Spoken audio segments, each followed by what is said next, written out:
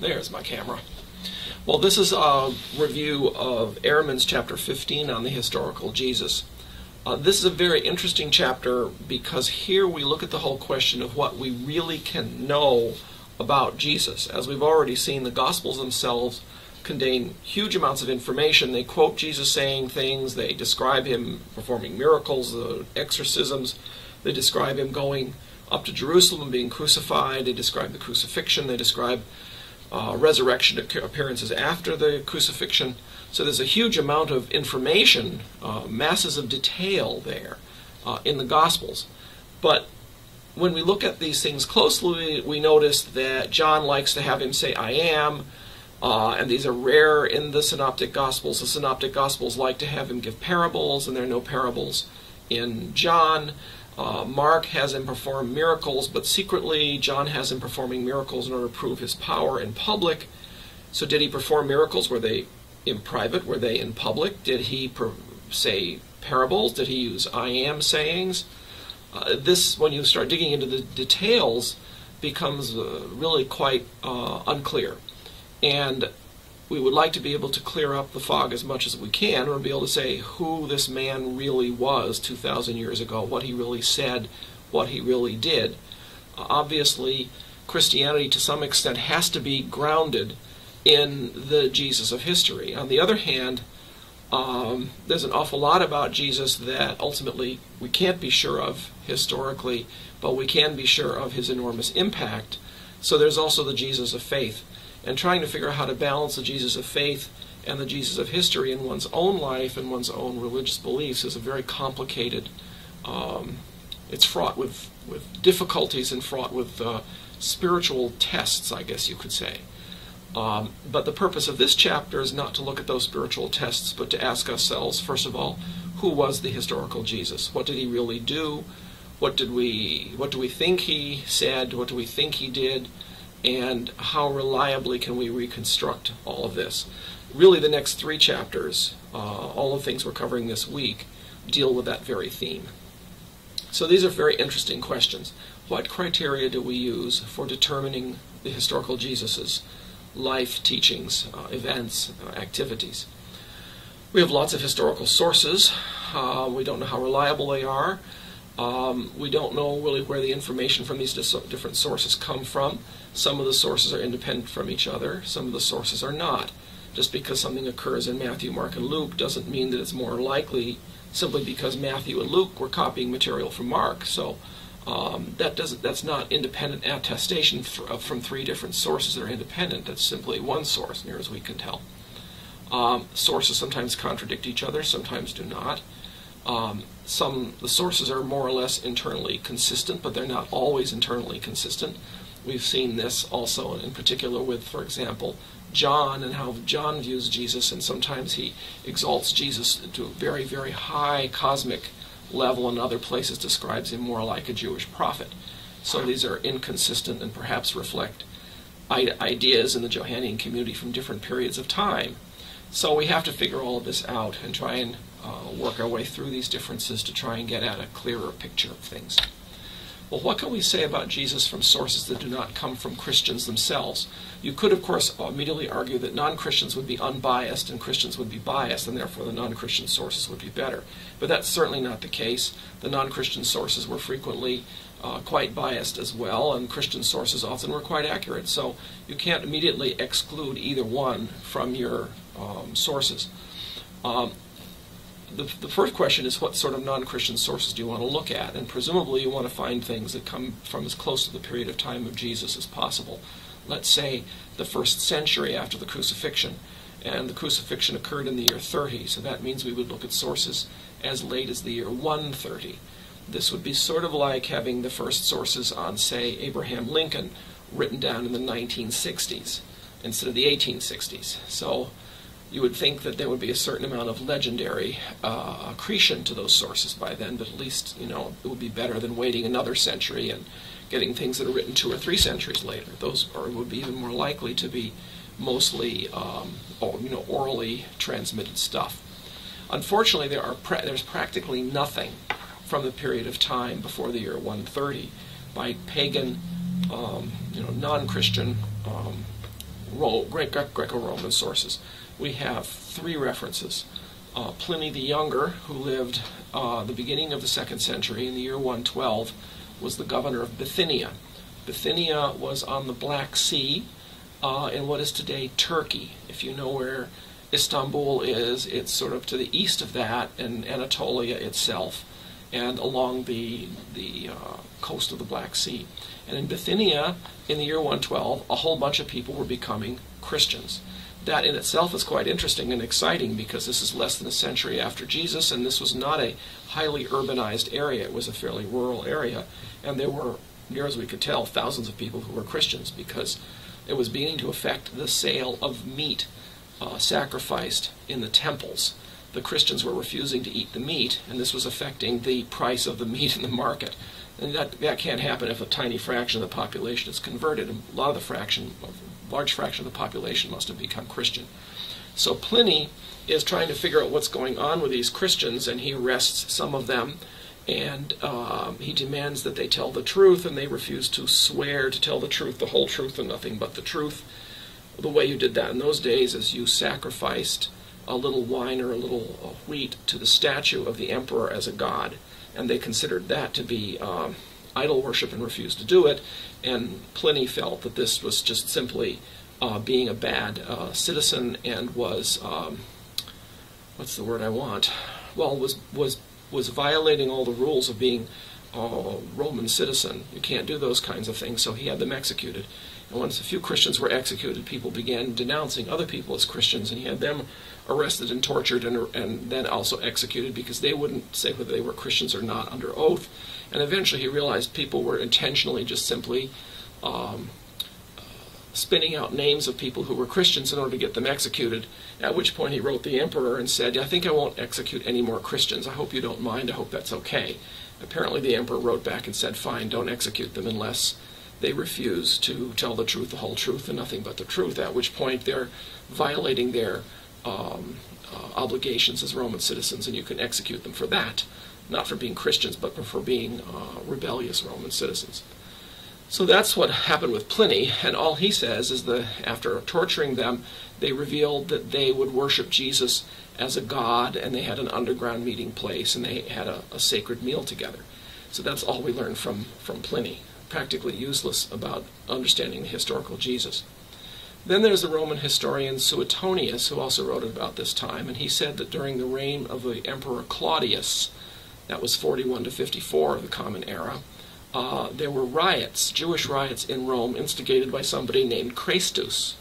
Well, is Christus Christ?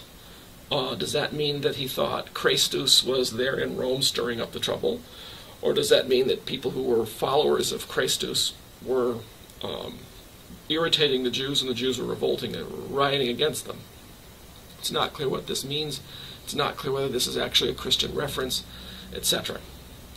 Tacitus, another Roman history, wrote in year 115 that when Rome burned during the reign of the Emperor Nero was, I think, in the 60s, if I remember right, that Nero blamed the fire on the Christians. So that also doesn't tell us a thing about Jesus. It just simply tells us there were some Christians in Rome at the time, and that you could blame things on them. He also mentions that Christus had been executed under Pilate during the reign of Tiberius, and that the superstition that emerged after Christ's crucifixion had continued to exist to this day. However, he calls Pilate how does it work? He calls him a prefect, and his title was not prefect, so he actually gets the title of Pilate wrong. So clearly Tacitus, as good of a historian as he was, didn't get all of his facts right either. So these are useless in terms of understanding the life of the historical Jesus, but they do give us a little tiny hint of some information about him. Clearly Jesus did not rock the empire when he lived. He was fairly obscure, and relatively few people had heard of him, and presumably when they had heard of him, it was a generation later when the Christians began to say, "Hey, folks, our Messiah is coming back, and he was here a generation ago, and you missed him." So presumably people are hearing about him towards the end of the 1st century because of the growing Christian movement. Jewish sources also are fairly thin. The Talmud, which is a Jewish compilation of law, was made centuries later, and there are a few references to Jesus there, but they're centuries older, and so therefore they're not terribly useful. The Mishnah, which is the oldest part of the Talmud, does go back closer to that period of time, but there's no references to Jesus in there. Now there is this fellow Josephus who mentions Jesus in his massive book called the Jewish Antiquities. I think it says 12 volumes here. I think maybe the book says 20 volumes. That sounds massive, but you've got to remember each volume is maybe 50 pages, so it's maybe a 400 or 500 page book. I've got it on my bookshelf, and maybe I'll pull it out and show it to you in the next videotape. He says an awful lot more about John the Baptist than about Jesus. He says quite a lot more also about a few other Jewish prophets. So he mentions these Jewish prophets in his book, and 400 or 500 pages of text is really quite a lot, and he has room to mention a lot of people. Josephus's book, Jewish Antiquities, is an immensely useful source for historians, and people have studied it for centuries and tried to determine how accurate it is and compared it against other sources and all that. So, and Josephus is really quite well respected as a Jewish historian. He wrote all this, by the way, in Latin. He wrote it in probably about the year 80, I suppose, or so, because he was involved in the Jewish War, first of all as a general on the Jewish side, in charge of Galilee, and then when the Romans beat him and conquered Galilee, he switched sides, and he helped the Romans out in their siege of Jerusalem. And then after Jerusalem fell, Josephus retired on a pension to an estate outside Rome, and one of the reasons he wrote the Jewish Antiquities is because the Jews considered him a traitor, and this was his chance to prove how good of a Jew he was by writing down their history forever. And so it was an attempt really by him to rehabilitate his own reputation. There is a reference in Josephus to James, the brother of Jesus, quote, who is called the Messiah, who was unlawfully executed by the high priest of the Sanhedrin in the year 62.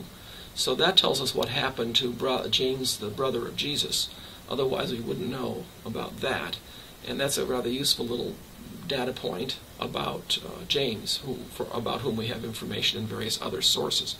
The year 60, by the way, would also be about the time Paul was executed in Rome and about the time Peter was executed in Rome. They all would have died probably within a few years, or certainly within a decade of each other. The other reference to Jesus in Josephus is about 3 or 4 sentences long, and unfortunately it has Josephus saying Jesus was the Messiah. So it's very likely that in the course of Josephus being hand-copied over the centuries again and again and again, that a Christian scribe, feeling that Josephus was not treating Jesus with proper respect, added a few lines which added a Christian bias to the account. So that raises the question of how do we pull that out of Josephus? How reliable is the rest of Josephus's account, etc.? Turns out they have found another account, another copy of Josephus. It was circulating in Central Asia. It existed in a Jewish synagogue in Central Asia, and this particular text is different. And it may also have been modified by Christians, but in a different way. So we have actually a second version of this particular section of Josephus, and it does show that there was modification, at least, to that section, presumably by Christians. So that gives you some idea of what's non-Christian sources. Now, in terms of looking at Christian sources that are not in the canonical Gospels, there are, of course, sources that go all the way up to the 8th century, but we can't rely on anything that late because presumably they are very much dependent upon reading the Gospels, and the biblical text by then was widely circulated. Christians who were literate had access to the Bible, and therefore they would have modified anything they wrote based on what they had read. The oral tradition by then basically is dying out, or has died out. Other than the 4 Gospels in the New Testament, the Gospels of Thomas and Peter are generally regarded by scholars as containing some useful information that's historical. Paul also is useful. Paul, of course, has written quite extensively, and his texts are already in the Bible, but unfortunately Paul actually says very little about the historical Jesus. Paul's concern is about the risen Christ. It's concerned about Jesus' rejection of the law and emphasis of salvation by faith alone. So Paul has a whole theological approach to the risen Christ and to the cosmic Christ, which is not particularly dependent on the historical Jesus. So Paul's faith, Paul's theology, is not dependent much at all on who Jesus was historically, what he said, or what he did, other than the fact that he was crucified. So that really limits our ability to use Paul. He quotes Jesus' sayings in the Last Supper. In one place he quotes Jesus' saying, he'll return like a thief in the night, which we also find in the canonical Gospels. One or two other places where he quotes Jesus. One's about marriage, for example, that you can't be divorced. So fairly limited. He also says that Jesus was born of a woman, was born of a Jew, that he had brothers, that one of his brothers was named James, that he had 12 disciples, he instituted the Last Supper, was betrayed, and was crucified. So the basic outline of the Jesus story is right there in Paul, and that does suggest that the outline from the Gospels is historically reliable, at least. But he says really very little else. The other epistles that we have in the New Testament, John 1, 2, and 3, Peter, 1st and 2nd Peter, Jude, James, they say even less about the historical Jesus. So that makes it extremely difficult for us to use things other than the four Gospels to reconstruct the life of Jesus. They're by far the most thorough and extensive sources that we have. But how reliable are they? Well, first of all, Mark was written 35 years after the crucifixion. John was written 60 years after the crucifixion. So clearly that's a long period of time for the oral tradition to do its thing. Furthermore, they're written in Greek, but Jesus would have been speaking in Aramaic. So everything Jesus said had to go through an oral tradition that underwent an oral translation from one language to the other, and also from one culture to the other. Urban Greek culture, pagan, was very different from rural, Jewish, monotheistic, Aramaic-speaking culture. So the stories of Jesus that got translated from one context to the other are the ones that will fit in the second context. And many of the stories that wouldn't have fit in the second context may never have been translated or remembered and would not have been preserved. So that's obviously a filter that limited what we would know about the historical Jesus.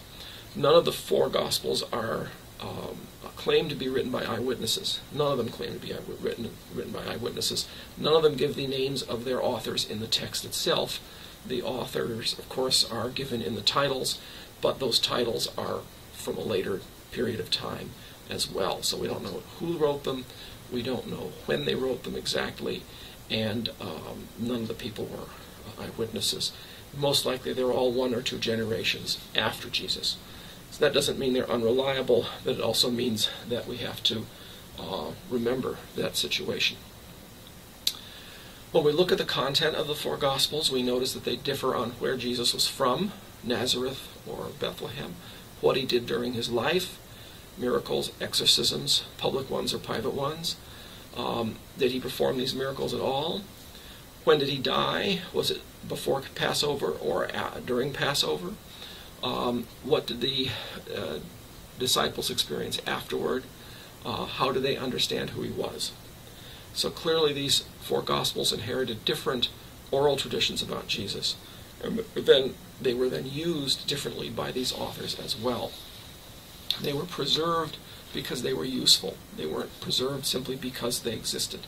And they were therefore not always factual. The Gospels are faith documents, not neutral, dispassionate historical documents. One could not possibly expect neutral documents to be written about someone who claims to be the Son of God by his followers. Obviously they believed that, and since they believed that and they loved him, that obviously had to come through in the Gospels, should come through in the Gospels, and has to be remembered, and has to be appreciated that way. But from a historical point of view, as a historian, we want to know what actually happened, and then we have to try and figure out how to remove that filter, the love filter, you might say, in order to get back at the actual events. So, some of the rules of thumb that scholars have developed for going through the Gospels and determining reliable information. Several techniques obviously are useful. One is earlier the better. Since oral traditions have, over time, a tendency to drift from the original events, the shorter that oral tradition has had a chance to evolve, the better. Thus, John is likely less historical than Mark because it's twice as removed from the crucifixion as Mark, coming from yet another 30 years later from the crucifixion. Based on what we know of the dates of the different sources, the most reliable sources in chronological order, which doesn't necessarily mean they're really more reliable, just means this is the chronological order. Paul's the oldest, Q is probably next, then Mark, then M, the oral source for Matthew, and L, the oral source for Luke. So those would be the order of the sources, near as we can tell. Then we want to look at the theology and determine the sort of theological trajectory that's going on in the understanding of Jesus. How is the understanding of Jesus evolving over time? And that also helps us to it's another filter for stripping away the later interpretations of Jesus. The more likely the theology, the more highly developed it is, and therefore likely the interpretation of Jesus is less original. Since John's theology of Jesus is this cosmic Christ theology, and it's much more elevated, much more cosmic, much more superior, with Jesus being a divine being and co-equal to God the Father himself. And you don't see that in Matthew, Mark, or Luke, where he's much more of a Jewish prophet. That does suggest that Jesus himself never really said that he was the equal of God, and that it's more likely that those particular sayings of Jesus and that particular perspective of Jesus is a later development. Though you never know, of course, that doesn't prove anything. That just simply alerts us, I guess is the way to put it, of the possibility that the later views of Jesus are that are more elevated are therefore less original. Then we have to watch for biases. The Gospel of Peter, which is of course that little short fragment of a gospel that has been reconstructed or has been found, has a consistent anti-Jewish bias throughout the whole thing, and it even says that Herod, the king of, I think at that point of Galilee, was the one who ordered the execution of Jesus. Well, all the other sources say Pilate ordered the execution of Jesus, and we see an anti-Jewish bias steadily building up in the Christian sources as the Jewish Christians are increasingly being driven out of the synagogue by their positions about this Messiah that the rest of the Jews reject. So you have a growing anti-Jewish bias in the Christian sources, and that suggests that the Gospel of Peter, one, is probably later, and two, that this reference to Herod is simply not historically true. Then a fourth criterion is what they call independent attestation. In other words, if more than one source says the same thing, and if the sources are independent, then we have a stronger case that the information we're looking at is historical. Matthew, Mark, and Luke, like I say, don't count because Matthew and Luke were borrowing their information from Mark, so they're not independent sources. So attestation from the three of them doesn't really help us much. But what are the independent sources? If we look again at our various reconstructed sources or known sources, Mark is an independent source. Q, which was used by Matthew and Luke, is an independent source. Paul is an independent source. He was not writing at a time when any of the Gospels were circulating. The signs source used by the Gospel of John, which is a collection of miracles, would be an independent source. M and L, the oral sources of Matthew and Luke, would be independent. The Gospel of Thomas, the Gospel of Peter, which may be later, are independent sources. We don't see evidence that they were drawing off of Gospels, for example. Josephus, who was just mentioned, is an independent source. The Johannine discourse sources that give us John chapters 13, 14, 15, 16, 17, and maybe 18, I can't remember. Those presumably are also independent sources. So we have a bunch of independent sources that we can look at and see whether they all give us the same information. So, for example, John the Baptist meets Jesus before Jesus' ministry actually begins. And that's true in Mark, Q, and John. So we have a very high likelihood that the beginning of Jesus' ministry, he was associated with John the Baptist. John refuses to baptize Jesus at first.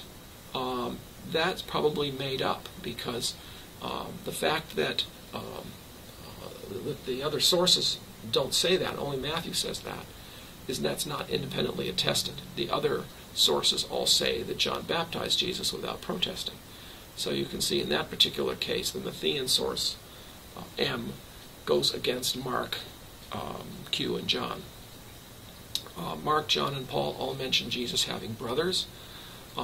Jesus tells a parable about the kingdom being like a mustard seed in one case, and in other cases other seeds. We find that in Mark, Q, and Thomas. So we have that particular parable preserved in 3 different sources. Now that doesn't necessarily mean that if something is in all 3 sources, it's historical, because it might very well be that all 3 of those sources picked up the saying that was invented by somebody right after Jesus died. In other words, the incorrect information may have started circulating very early in the Christian community, and then is picked up by these independent sources. It could also be that something is only in one source is correct. There's no guarantee that it's wrong just because it's only in one source. So independent attestation can be useful, but it's hardly a solution to the problem. Then there's a very interesting criterion of dissimilarity. Ehrman's expression is, what an odd thing for him to say. Why would Jesus say that? Or why would Christians say he did that, or that it happened? For example, Jesus was crucified. The Messiah is not supposed to be crucified. This is an embarrassment to the Christians. They have to constantly explain to people, to Jews, that the guy they said was the Messiah was crucified.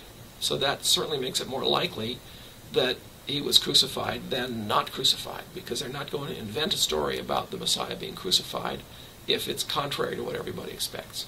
So that's the criterion of dissimilarity. For it to work, you have to know what's expected, and then you have to know what goes against what is being expected. So if it goes against the prevailing view of what's expected, that makes it in some ways more likely. People have to explain it after all. Jesus is baptized by John. John is inferior to Jesus. The fact that he baptizes Jesus implies that he's superior to Jesus, so that's another place where it goes against the expected order of things. That's why, presumably, why Matthew has John protesting and saying, no, I can't baptize you. He doesn't say you're the Messiah, but he says, I'm not worthy to do it. So presumably, the Matthean text there is actually trying to solve the problem of dissimilarity that we otherwise see in the other sources. Jesus is betrayed by Judas. How could the Messiah be betrayed? This is also goes against what you would expect. But that doesn't necessarily mean that anything that isn't odd is also true. So that you can't turn the thing around and guarantee that if it's not odd, he had to do it. Jesus predicting his crucifixion, well, you can predict that the Christians are going to say that, but it doesn't necessarily mean he did it. It also doesn't necessarily mean that he didn't predict his crucifixion. Or consider all of the other comments about Jesus in some of the non-canonical Gospels, that he delivered secret knowledge, that they had stories of a 10-foot-tall Jesus coming out of the tomb. These are the kinds of things you would expect that people would invent. So just because they're in correspondence with the things you would expect doesn't mean that they're true either. So you can't reverse the odd thing to say criterion to prove that things did happen. You can only use the odd thing to say to indicate that odd things are more likely to be true. Then there's this so-called if the shoe fits criterion. This has to do with contextual credibility. Anachronisms are not credible. As Ehrman says, if there's a book that purports to give the accounts of someone exploring the western United States in the year 1723, when there was no United States, clearly you have a problem. The person who was supposedly exploring the western territories of the United States certainly couldn't have said he was doing that in 1723 because there was no United States at the time. So if the text has an internal contradiction like that, you know clearly there's something wrong. the Gnostic sayings of Jesus and that are attributed to Jesus in some of the earlier sources clearly indicate, again, that these are probably 2nd and 3rd century inventions attributed to Jesus at the time when Gnosticism was strong. There was no Gnosticism at the time of Jesus. It didn't come along until really a generation or so later. Then you have this very interesting case where you have Nicodemus. This is in John, if I remember right, where Jesus says to Nicodemus, "You must be born again." And Nicodemus replies, "Well, how can I be born again if, I've already come out of my mother's womb?"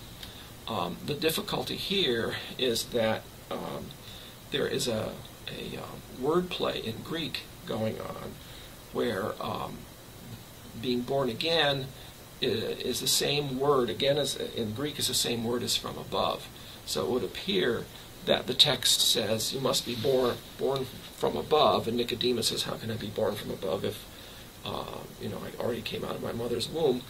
And this is not a problem that would have happened in Aramaic, because in Aramaic, the word from above does not mean again, whereas in Greek, the word from above is the same word as used for again. So it would seem in this particular case we have an oral tradition of Jesus that was invented in Greek that utilized a wordplay in Greek that would not have been possible with Jesus speaking in Aramaic. There are other places where we have apparently what are called Aramaicisms, because Jesus would have been speaking in Aramaic, but the biblical text was written down in Greek. There are places where possibly traces of the Aramaic expressions can still be seen. And the best example of that is the phrase that the Sabbath was made for man, but man was not made for the Sabbath, therefore the Son of Man is the Lord of the Sabbath, which makes no sense at all in Greek. But when you remember that the word for humans and the word for Son of Man in Aramaic is both the same, bar nasha, bar means the son of, so it's the bar, the son of nasha, the son of humans. That in that particular case, what he's really saying is the Sabbath was made for Barnasha, not Barnasha for the Sabbath, and therefore Barnasha is the Lord of the Sabbath, is a pun referring to himself and referring to human beings with the same phrase. That particular statement works in Aramaic but doesn't make any sense in Greek. So that suggests that Greek saying of Jesus originally was from Aramaic. But that doesn't mean it's original to Jesus, because it could have been invented in Aramaic by his Aramaic-speaking followers. So that shows you some of the difficulties in trying to reconstruct who the historical Jesus was and some of the techniques that have been used for trying to do this. And with these techniques, we can at least cut down on the range of ideas of what Jesus did and said, and begin to narrow it down and begin to get a better idea of who he really was as an actual historical being. And that, of course, is the topic of the next two chapters.